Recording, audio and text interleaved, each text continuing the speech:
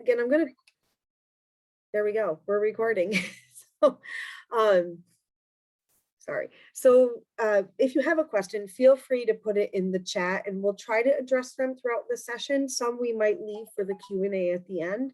And at the end, we can unmute ourselves and have a kind of a live Q&A as well. But go ahead and use the chat function if you'd like to send a question that you don't want to forget along the way. And we are going to be taking attendance just so we can make sure. We had several people register for this session. So we just want to make sure we're able to know who joined us today and who we might need to follow up with and send a recording of the session too. So what we'd like you to do is in the chat, put your child's first name and last initial. And from there, we can match up to our RSVP list. So if you could all just take a moment to do that, that would be really helpful to us and just make sure that we can again follow up with anybody that intended to join us and maybe got diverted this morning. So while you're doing that, I'm going to offer some introductions and we're just going to kind of do hellos and waves. Again, my name is Nicole Sikoria. I'm the director of the admissions office. I'm joined by my admissions colleagues this morning. Some of you may have already had contact with these wonderful people. This is great. Rachel Smorrow is on the line with us this morning, and she's the Associate Director of Admissions. And Amy Mann is our admissions counselor, and she is here as well. And Amy does a lot with all students in pre-K through 12, but also works with students who are joining us from other countries. So she kind of specializes in some international admissions. And then Steph McCusker, who I'm not sure you can see her on the call, but she lends support to the admissions office. So she has probably been in touch with many of you already by email. So it's just nice to kind of put faces with the names. If you kind of take the next step and after this program decide that you want to have a kind of a more detailed conversation about MPH, you'll be speaking with any one of us on the phone or over Zoom. So just kind of nice to put faces with those names. And speaking of faces and names, I'll introduce now a very important one. Our head of school has joined us this morning, Dave McCusker. And Dave is going to introduce himself and provide just some information about the mission and core values of MPH. So Brian, we can go to slide 2 and Dave, you're up. All righty. Thank you, Nicole. Thanks for the introduction. Hello to everyone on this call, on the session here. Again, my name's Dave McCusker. Nicole mentioned my wife's name, Steph McCusker, who helps out with the admissions office. And Steph and I have been, we've been together for a long time, I think 33 or 34 years. We've got our own 2 children, 2 boys, a 29-year-old and a 27-year-old. And Steph and I have, turns out we've devoted our entire lives to working with at and for on behalf of independent schools. She and I could not be happier than to be now in Syracuse, New York, which is not our home turf. We tend to be from the sort of Boston area, Boston, Massachusetts, New Hampshire, that kind of thing.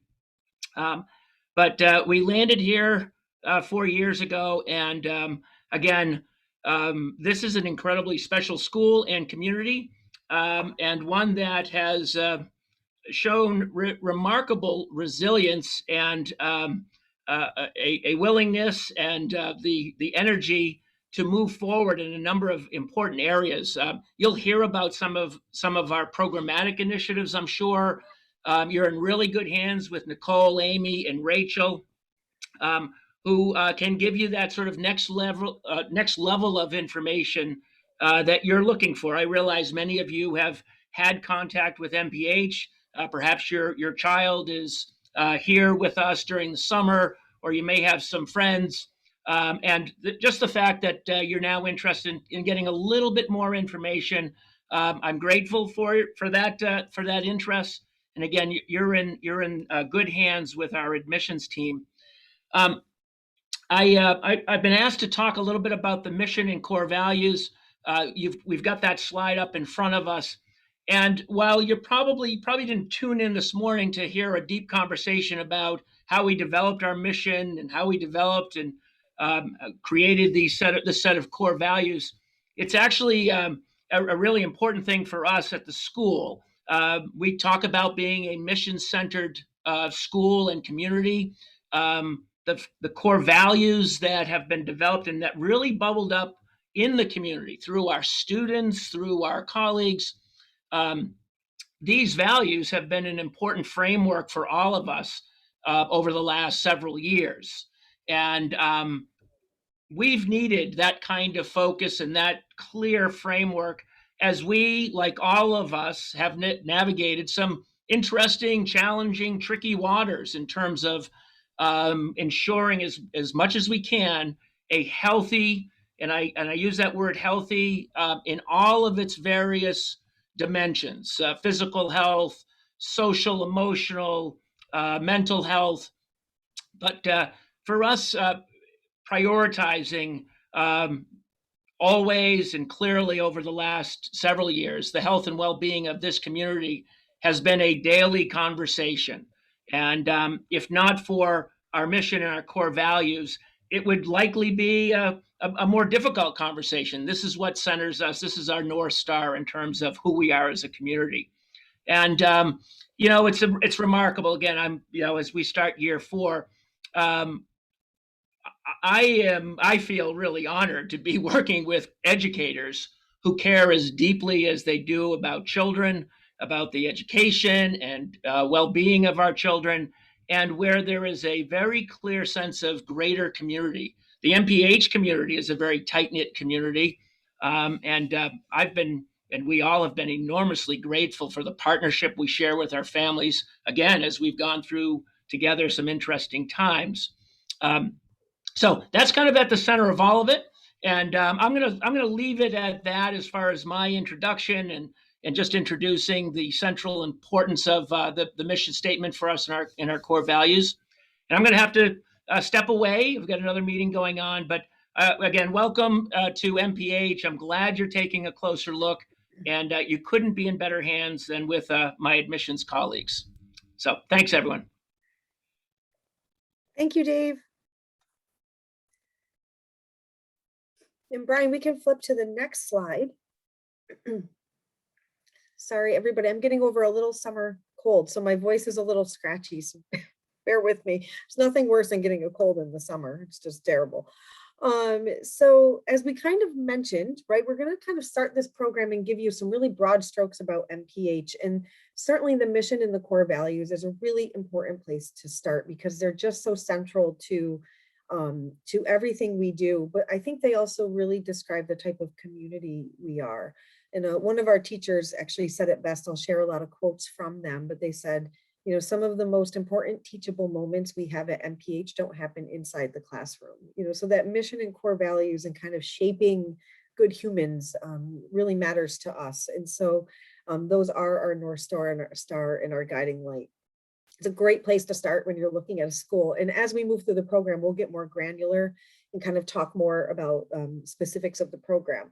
So let me give you just kind of a little bit of some context about MPH. So we are a private school.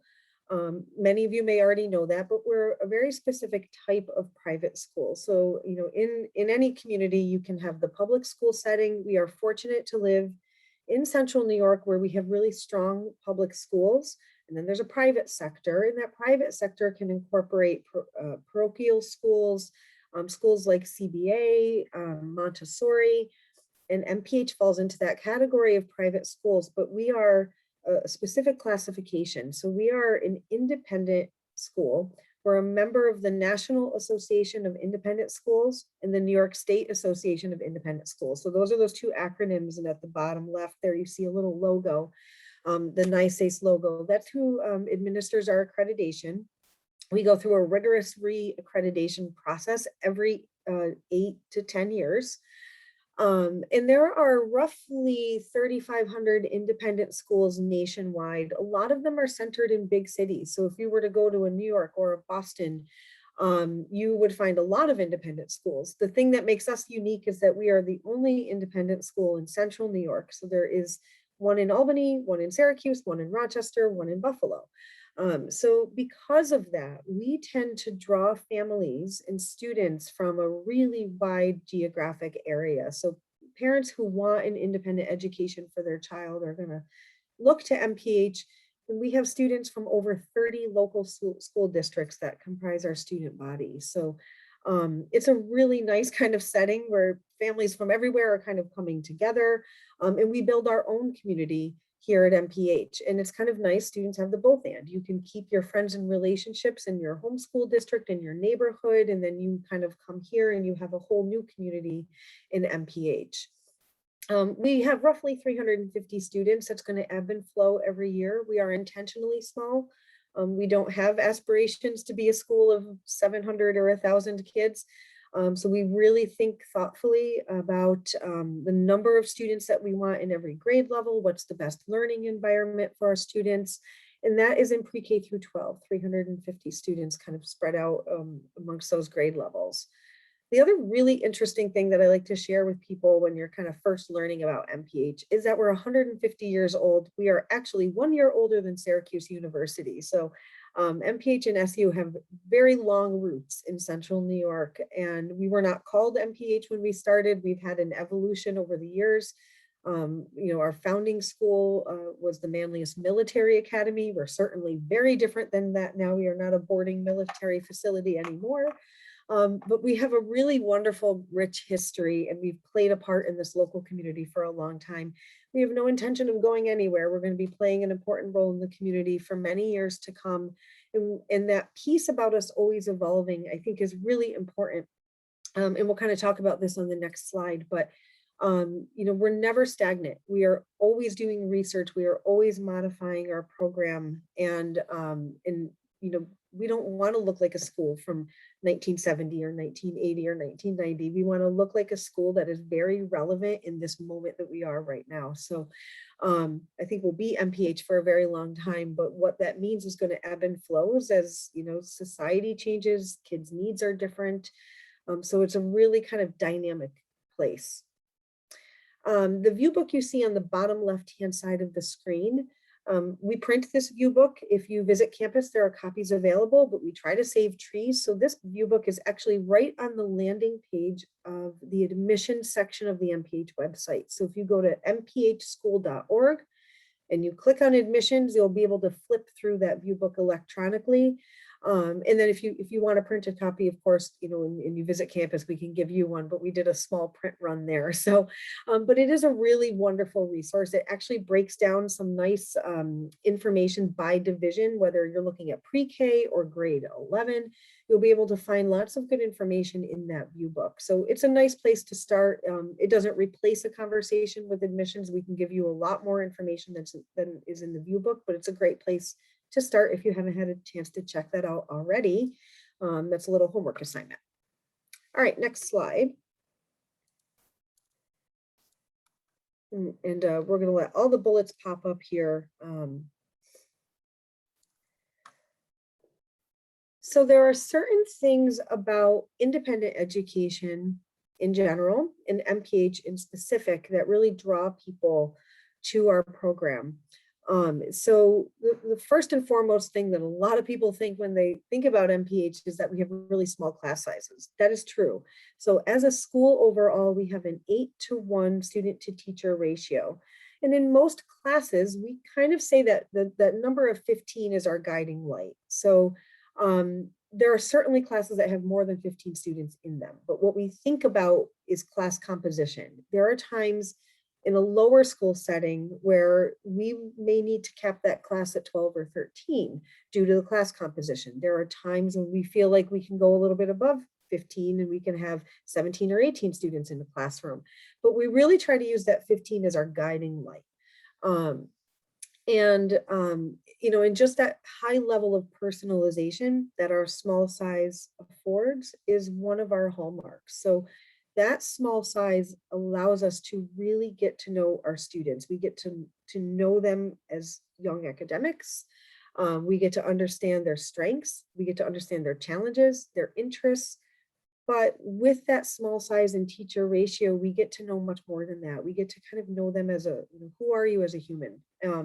What drives you? What are your interests? What's your family like? And it's that really kind of familial setting that I think that keeps people at MPH. It's a very warm, community, but it's always nice to know that the educators who are working with your child know them well beyond their time with them in the classroom. And that's a really, really nice asset.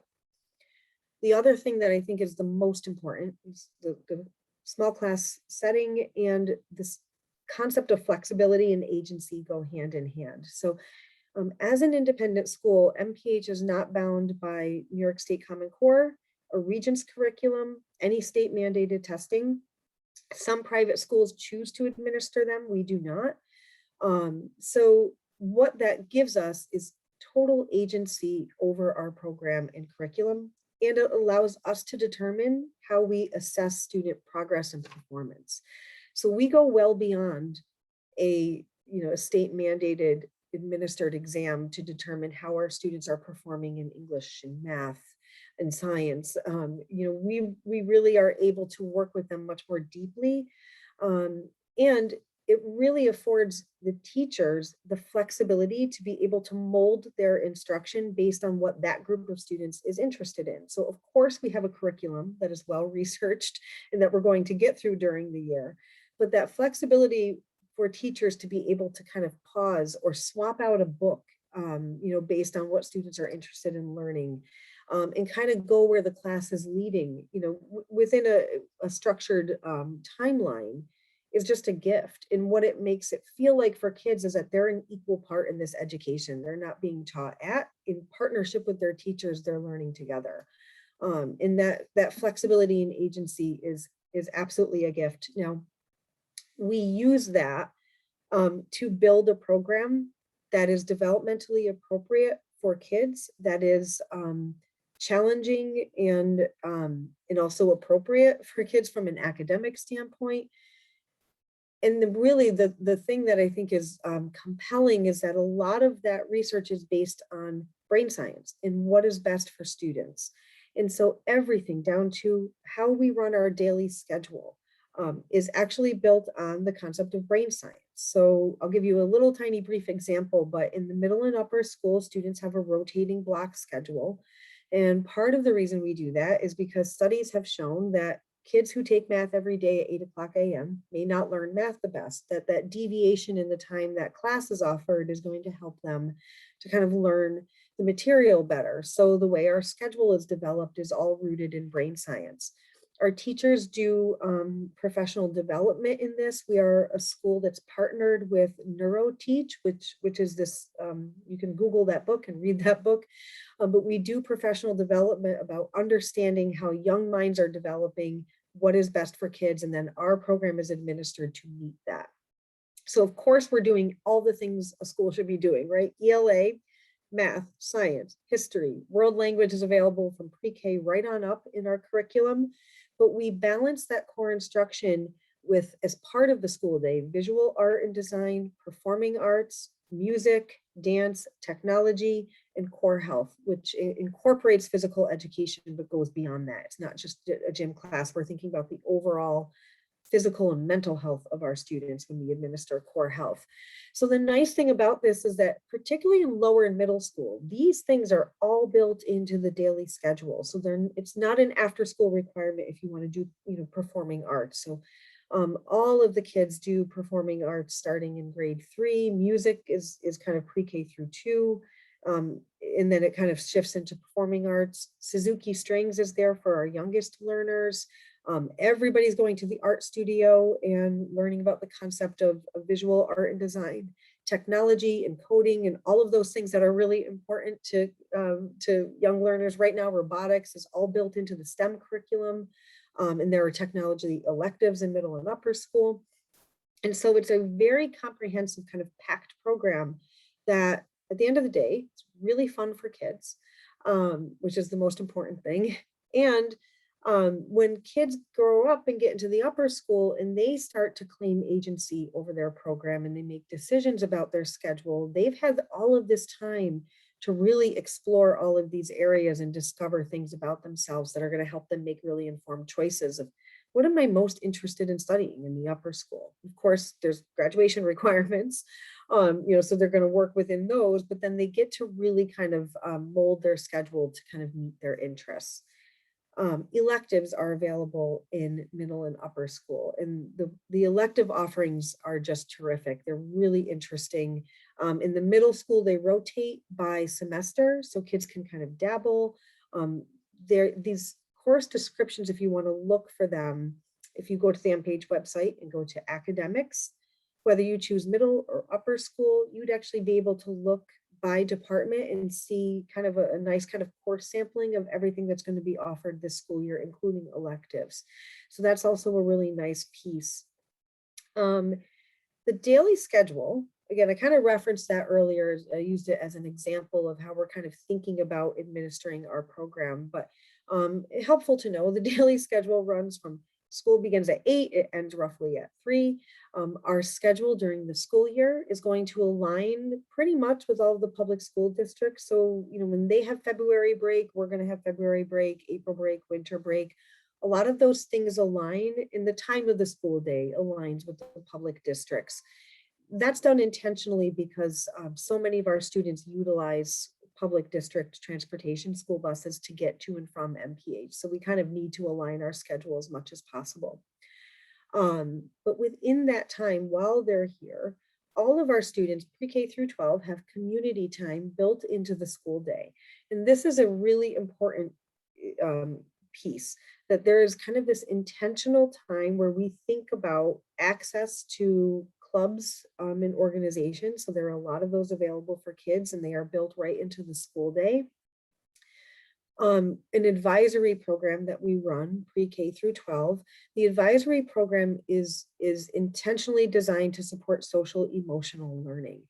And this is another really important piece, is that our job extends beyond teaching your child how to do math and how to be a great, engaged reader and writer.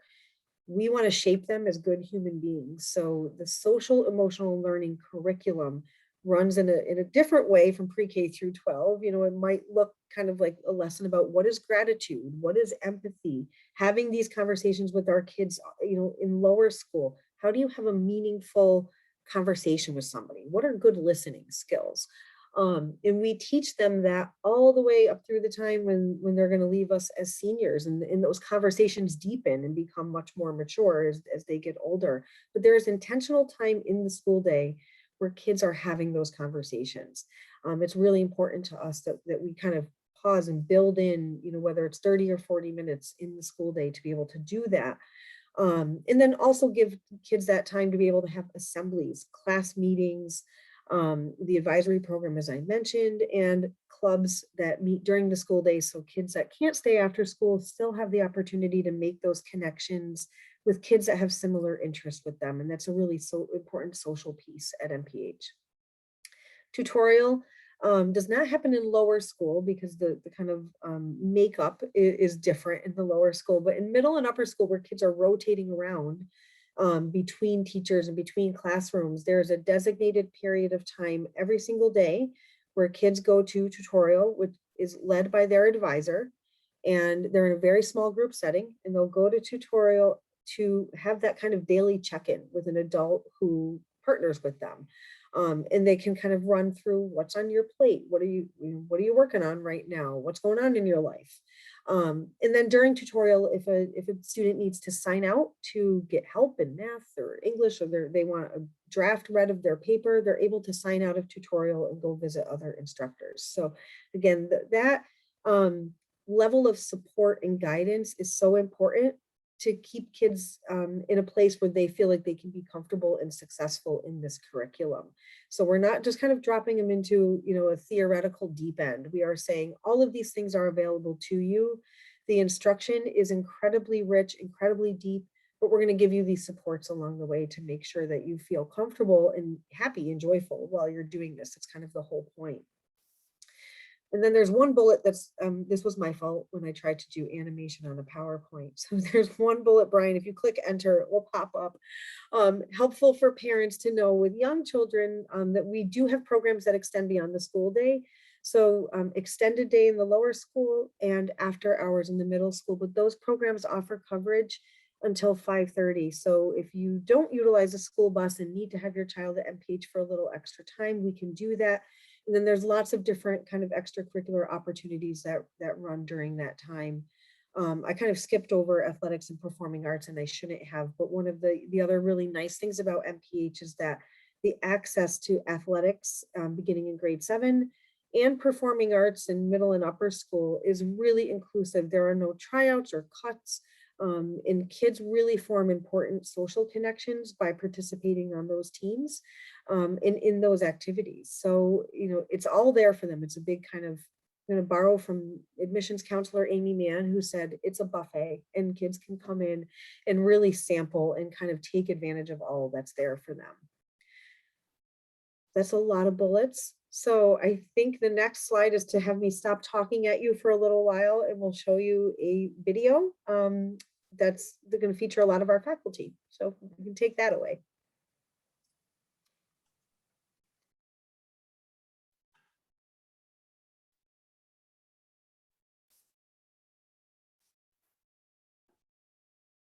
Hey, Brian, if you can hear me, I don't hear the sound on the video. It might be muted.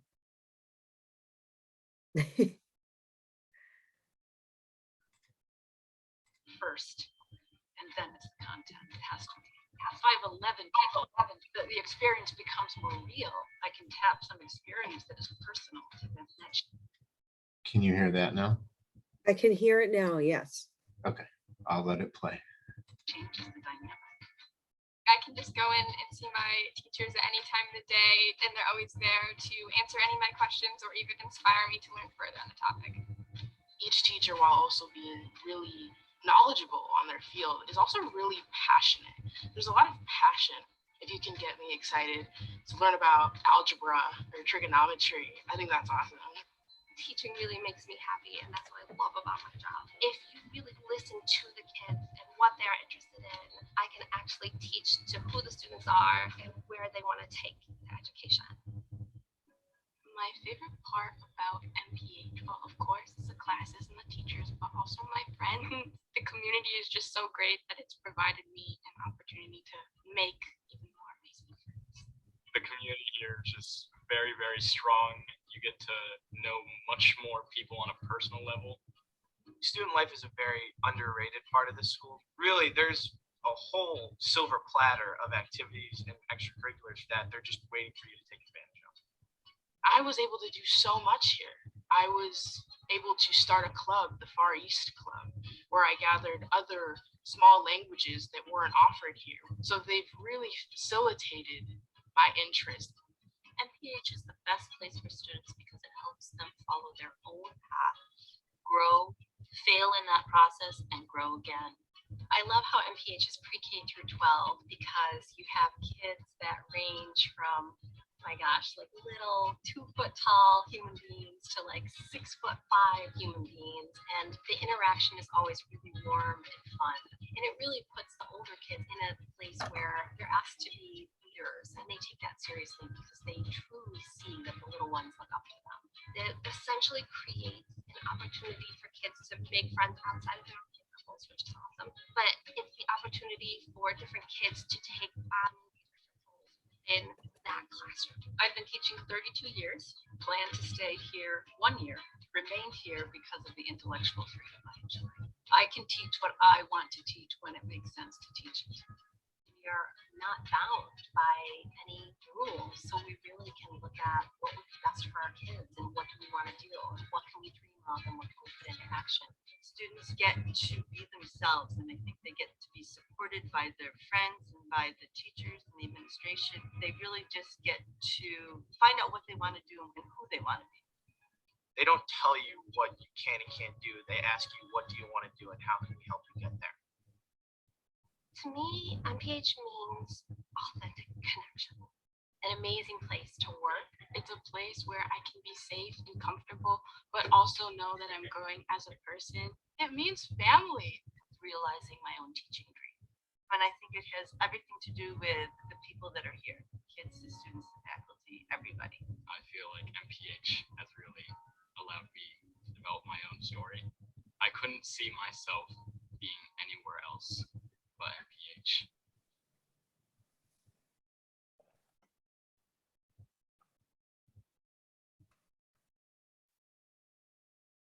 So that was all MPH students, as you can imagine, and many of our faculty members, some of our administrators there, and it kind of gives you, again, just kind of a nice sense of the type of people you would interact with if you kind of start looking at us a little more deeply. So let's kind of talk about that now, and what are the next steps? And this was kind of intended to kind of give you this broad overview, but this is certainly not comprehensive. So we kind of want to talk to you about what the admissions process does, and Rachel Smorrell is going to step in to lead that part of this presentation.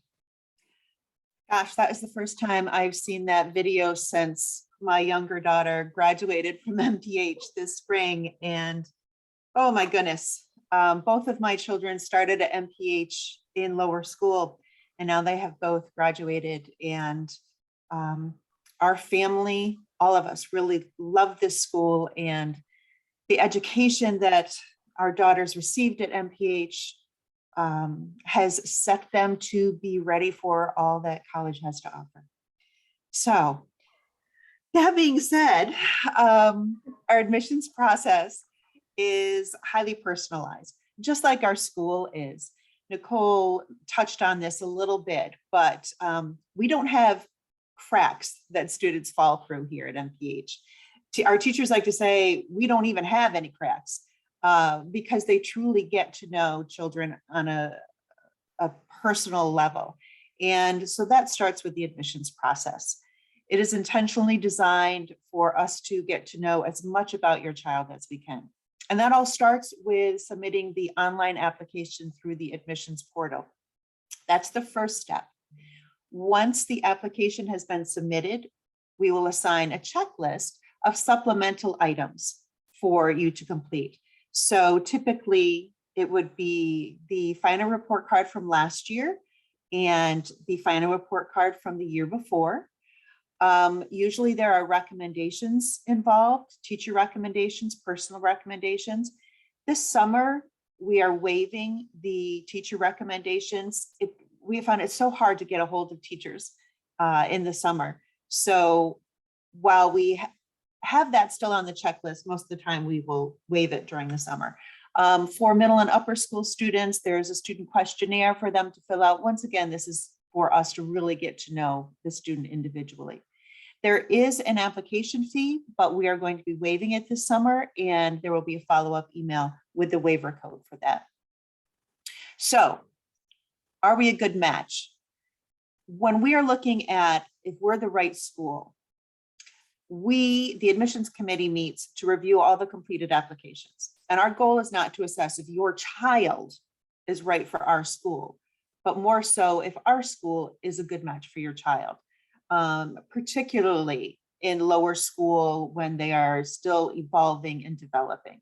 We just want to make sure that we're the right place for a child. And our admissions offers are based upon availability, as Nicole mentioned, of spaces and goals for classroom composition. We certainly aren't going to waste anyone's time if there isn't room in a particular grade. If you have questions about a particular grade, we'd be happy to connect and have a conversation after this session. And we have a rolling admissions policy, which means that we accept applications until spaces are filled, but sometimes even during the school year, we have families that move out of town, so we have spaces open up during the school year. And we do sometimes have new children join us during the school year. Campus visits, many of you from summer programs have already spent some time on our campus. But when you receive an offer of enrollment for the fall, we will have you in to tour campus, meet some people. Also, all of the division heads schedule individual family meetings. So that will be another opportunity for you to be on campus. And finally, we have some specialized admissions. We certainly have children at our school who have needs with IEPs and 504s. And Nicole is going to speak to you a little bit more about how we handle that type of thing. And Nicole, you're muted. I did that thing that everybody does on Zoom. No, thank you, Rachel. I really feel like it's important to reiterate that point that as admissions representatives here, our responsibility is to you as parents to help you assess our school. So we are not in some closed door admissions committee room, kind of being like approve or deny. We are not assessing children. We are learning about your child and then helping you determine if we're the right environment.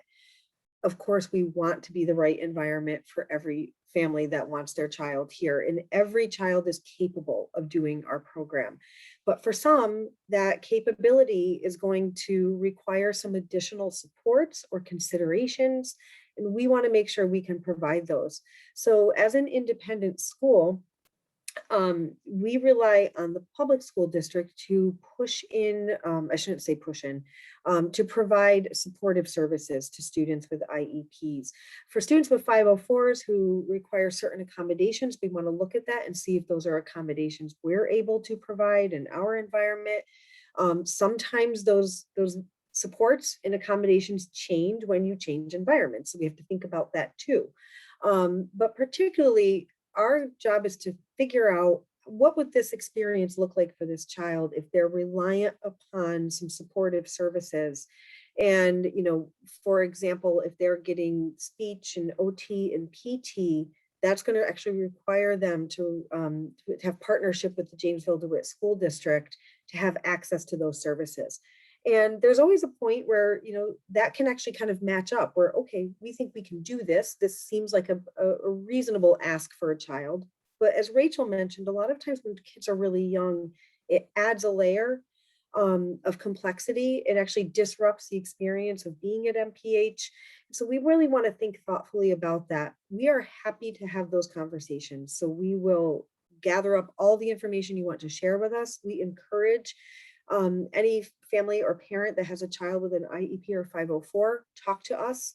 And we will be honest and transparent back with you and give you the best guidance possible. But as Rachel mentioned, there are many students at MPH that have services and accommodations. And it all kind of depends. There's no way to predict, and generalize if we're a good match overall or not. We really kind of need to learn about your child's specific needs. If there's a diagnosis that's going to give us information, we're going to want to learn about that. Because if we are able to extend that enrollment invitation and we do feel like we're the right match, we really want parents to enter into that feeling confident, and we want to feel confident. And because at the end of the day, it has to feel good for your child. That's the goal. So we will work through that process with you, but we invite those conversations. Please don't be, afraid to have them with us, and that would be part of the next step. So speaking of next steps, we can flip slides. Did I say that right?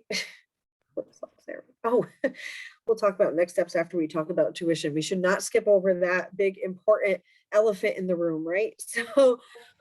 So let me give you a little bit of context about tuition in independent schools, because I've been the admissions director at MPH for just over 10 years now. And this is one of the first and foremost questions a family who's exploring the school is going to have. And I can't tell you how many dinners I've been out with people where they, are like, oh my goodness, that place is so expensive. And I always think it's helpful just to provide the context. So MPH does have a tuition. By comparison with other schools in the area, it's a higher tuition than some of the other private options.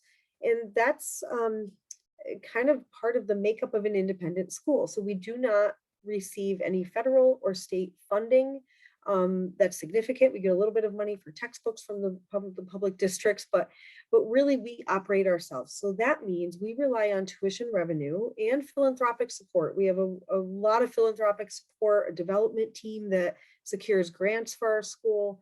But we have to operate ourselves and earn the enough money to run our campus, hire our faculty.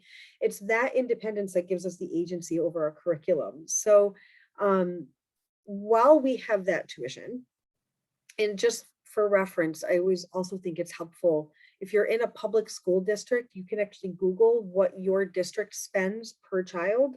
Of course, that money comes from taxpayer dollars and state and federal funds, but you'll find that the amount of money the school district spends per child is pretty much equivalent to MPH tuition. So it looks a little bit like sticker shock when you look at it, but if you kind of break down the logic behind it, it's like, oh, okay, they're spending roughly the same as a public district to educate each child. Now, we do not believe that a school community should be comprised of people that can pay independent school tuition. So we have the accessible tuition program. That's our way of administering financial aid in the form of tuition grants, and we do have some funded scholarships. We award each year over $1 million to our students. It goes to about 40% of the students enrolled at MPH in a variety of grants and scholarships. For some families, it might be a $2,500 annual scholarship. For some students, it's much higher, and we have students who are getting half financial support. There are a few cases with funded scholarships where students attend MPH on a full scholarship that's funded through one of our kind of partners through the endowment. So those opportunities are kind of fewer and far between, but they exist. So the reason I share this is because this is all part of the admissions process. So we will work, again, assessing match is really important to us. That's what we really want to make sure that we have a good match. And if we have a good match, we will work through all of those other steps about determining space availability and if we can offer financial support, and we'll do it expeditiously. Again, like Rachel said, we're not in here to kind of waste anybody's time. It's never a waste of time to explore this as an option. And if it doesn't work out this year, the admissions office retains materials for at least 2 years, usually 3, so that maybe we circle back next year when there's more financial aid available or the class composition is a little bit different. And so it's never a wasted opportunity, and we're going to move through this as quickly as we can. But talking to us is what's going to kind of open those doors to say, is this a possibility? When we offer enrollment, we will communicate at that time if we're able to offer financial aid. So families get time to kind of consider, hey, we're extending an invitation to join us this fall. We can issue, a $5,000 annual tuition grant, and then you get some time to think about that.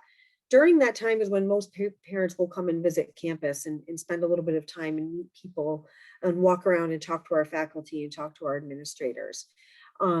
If you say yes and you decide to join us, you will start working with the academic office on the process of transitioning, getting records over, working on scheduling.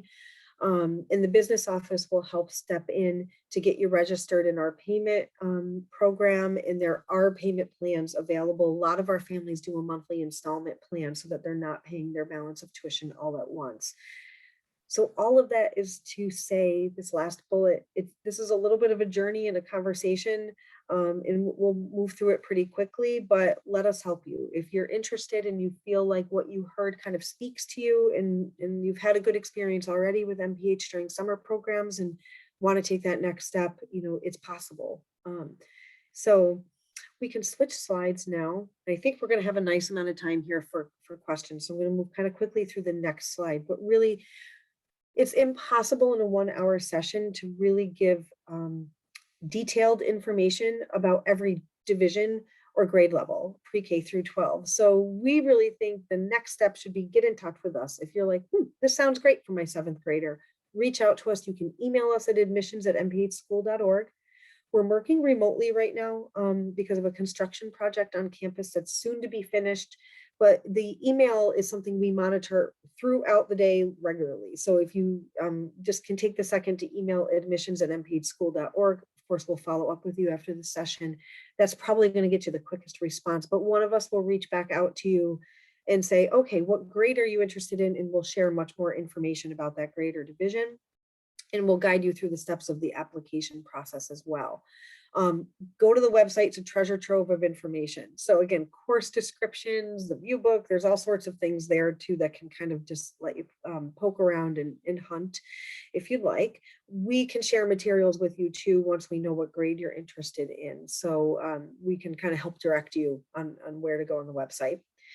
And on the website, there's a really cool place where you can connect with MPH parents. So we have found that, to kind of make a joke, we work for the school. So we're going to tell you, please apply. It's wonderful. But really talking to parents who have been in your shoes and kind of considered MPH, made that transition, have been a part of our community, are going to be able to give you that kind of peer perspective. And we think that's really important. So if you go to the MPH website and you click on admissions, you'll see a link for chat with our community. And on that page, there's a rotating kind of group of MPH parents. With the click of a button, you can say, hey, I see you have a child in 4th grade. So do I want to talk to you, and they'll get back in touch with you. You can kind of shop parents by school district, by grade level, by interest. So it's kind of a nice, easy way to facilitate those conversations. But we want you to talk to our community, and they'll tell you everything, you know, and it's a really nice resource. And then, as Rachel mentioned, hard to believe it's August. Had that moment this morning when I went, oh my God, you know, we have like the back to school stuff is out, the sales are happening. This is September's coming. So again, we will move through these conversations as expeditiously as possible with you. In any cases where we can waive parts of the application, like a teacher recommendation that can be hard to get during the summer, we will try to do that. We will try to modify, particularly for summer campers who have worked with our summer program staff. A lot of times we can talk to summer program staff instead of talking to classroom teachers, but there are times when we still need to connect with teachers. So we will modify and make this as quick as possible for you, being mindful of the fact that if your child's going to transition to MPH in the fall, we want to leave open a nice little runway there to get through that transition. And you know, you would have a new family meeting with your child's division head to kind of talk about, you know, the prep for the school year. And it's again really personal. We want to leave time for that, so we won't hold you up by any means. So that's all I have to say. It was a lot to say. Thank you for bearing with us. I'm going to pull up the chat here, and I don't see any questions that have been submitted right away. So if you want to take yourself off mute, Brian, we can probably lose the PowerPoint at this point and just have our faces up. But if anybody has any questions, feel free to unmute yourself or put a question in the chat, and we can field your questions. So I'll give it a few minutes of awkward silence for everybody to consider and type.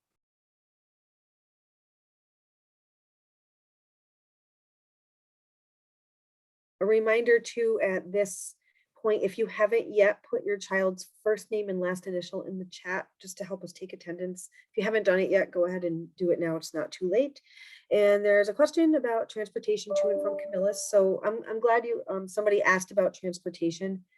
So this rule applies. You know what, Rachel's our guru on this. I don't know why I'm trying to answer. You go for it. So public school districts are required to provide transportation to MPH if you live within a 15-mile radius. So we do have students who come to us from the West Genesee School District, and you can go to MapQuest, wherever, and do a route to see if you are within 15 miles of MPH. Any requests for transportation, except for the Syracuse City School District, are submitted directly to your home school district. And all those arrangements are made directly with them.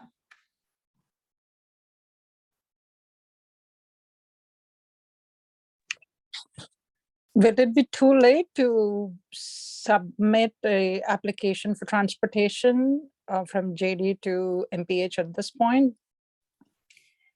So typically, public school districts ask to have transportation requests submitted by April 1st.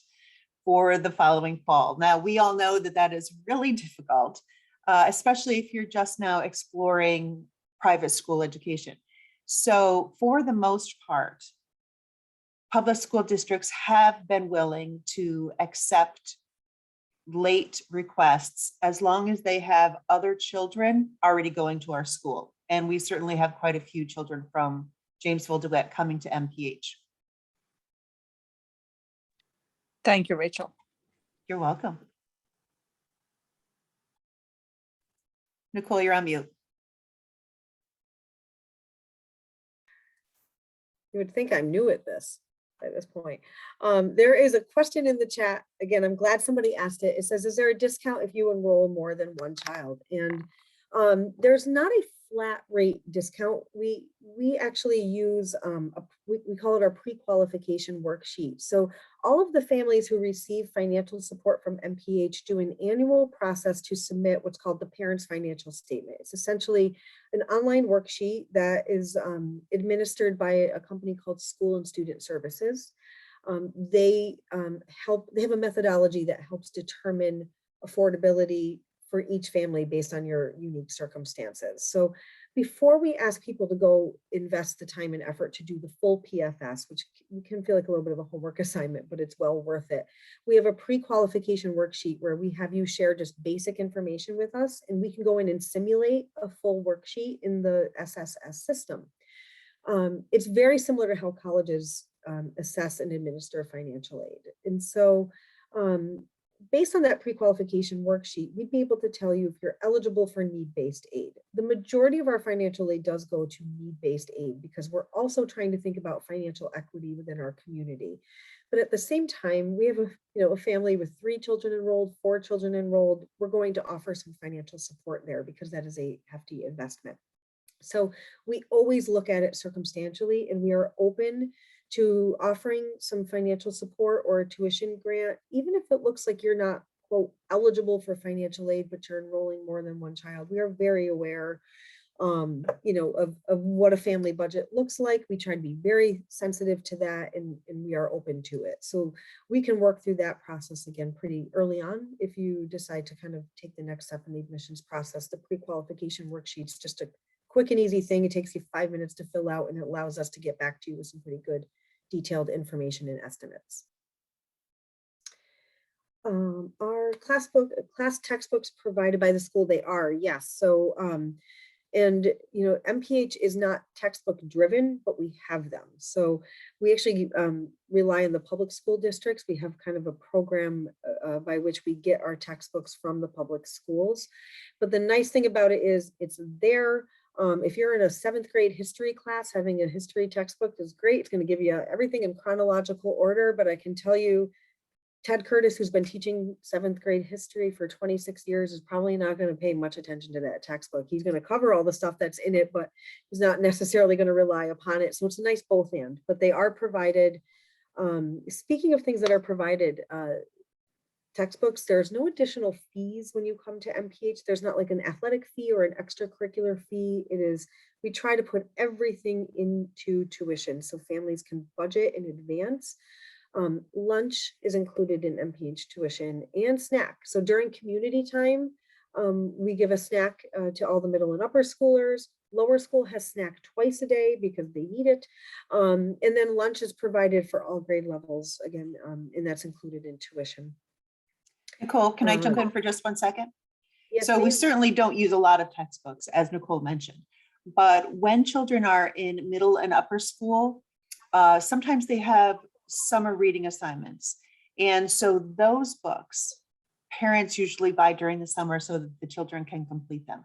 But anything done during the school year is completely covered by the school.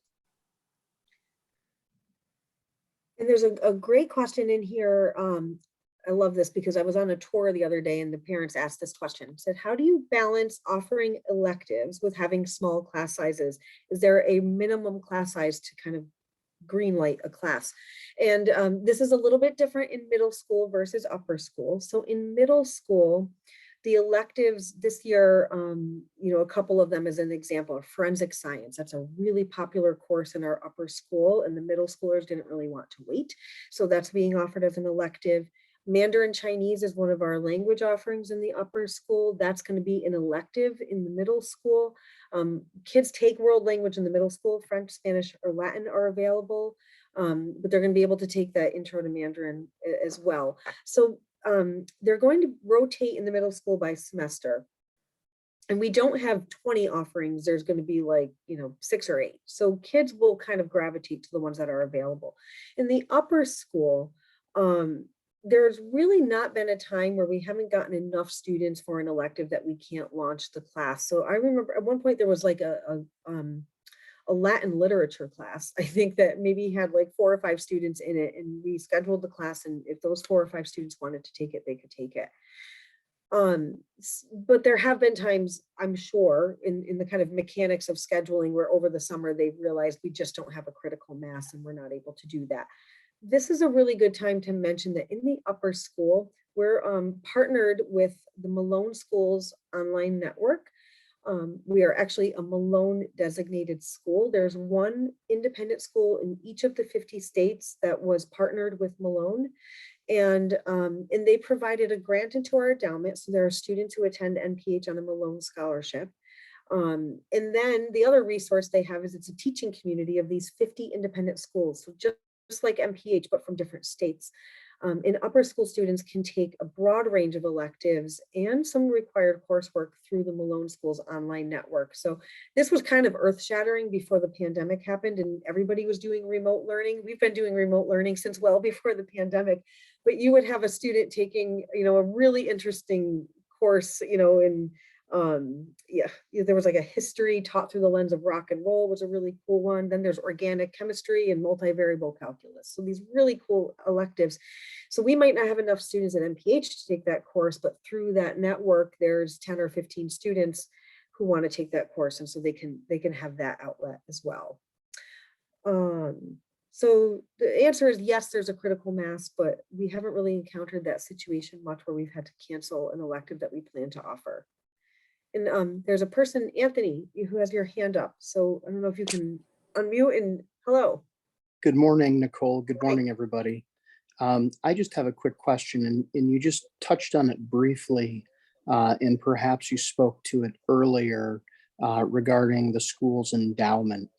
Could you just touch on the school's endowment, kind of how you go about funding the endowment, and how you apply the funds of the endowment to, say, the school's programs, augment or reduce tuition for the students, and things of that nature? Sure. So the endowment is supported by gifts, philanthropic funds. Our development team really kind of holds the primary responsibility for making sure that we are out in the community locally, nationally, working with our alumni base to kind of solicit support for the endowment. And the endowment has grown over the time I've been at MPH. I think it's roughly around $10 million now in that endowment fund. And then certain funds within the endowment are intended to support certain programmatic initiatives. Some are there to make sure that there's certain maintenance done on our campus. And then some of those endowment funds directly fund student scholarships. So our financial aid budget doesn't entirely come from the endowment, but a portion of it does. So, I think that's an important distinction because we of course are always out there talking, securing grants, talking to the community, talking to our alumni to create more endowed funds to create scholarships. But the school actually designates out of our operational budget a financial aid budget. So we're not relying solely on the endowment to do that. And then we kind of take a drawdown depending on how the market does in any given year. We're drawing down a portion of that endowment, and some of those funds, again, out of what we are able to draw down, are intended to fund specifics. So we're kind of legally obligated to spend the money in one direction or another. And some of that is undesignated, and we can apply those funds to where they're most needed. Does that answer your question? It does. Yes, thank you. I also was a preppy, graduated from boarding school, and I have to say I was so very pleased. My wife and I moved to Syracuse about 4 or 5 years ago, and I was just so pleased to learn that MPH was in our backyard, and it's fine standing, and we're very excited to be looking at sending our child to MPH. So. Oh, that's great. Thank you for saying that. That's awesome. Well, I hope we get to meet you soon in another conversation. There's a question here about iPads. And so this is another good question that just came up on our tour the other day. So we have an iPad one-to-one program in the lower school. So they are integrated into the program.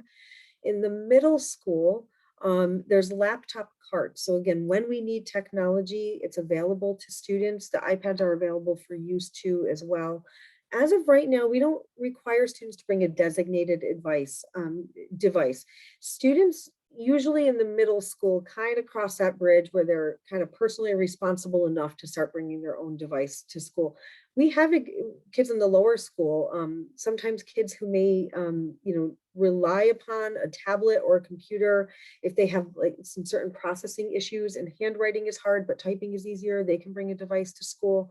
But really, by the time kids are in upper school, most are bringing their own device, but we have not designated a specific one or a specific program. That may change again as we're kind of continually looking at our program, but right now our goal is accessibility. So some kids bring their own device, not so much in the lower school, but there's iPads in the lower school and then laptops in middle and upper. You guys have, these are very good questions. Send us more. No more. We might be out of questions. So, I'll just give it like another 30 seconds to see if anybody, and again, feel free to take yourself off mute. Anthony, do you have another question? Your hand's up again. I don't know if it's still up from last time. Accidental hand up. Okay. Then you're just waving hello, your Zoom hand. The school offer honor societies. Yeah, they do have, there's a couple of clubs that are really popular. National Honor Society does exist at MPH. There's many students who are inducted into NHS. Model UN, I know that's not necessarily an honor society, but Model UN is one of our kind of hallmark programs. It's just one of these things that is on fire at MPH. The kids love it. MPH is both a club and a course. Or Model UN is a club and a course at MPH. So there's different ways to become involved in that. And the team travels, they've kind of traveled throughout the globe and they've won a lot of national and international competitions, which is pretty remarkable given our size and that we're just a little high school in central New York, but we've won best small delegation in London, in Beijing. It's a really nice kind of incubator for leadership too. The kids that take on leadership roles in Model UN are role models to other kids. That's always really important to us too, being a pre-K through 12 environment.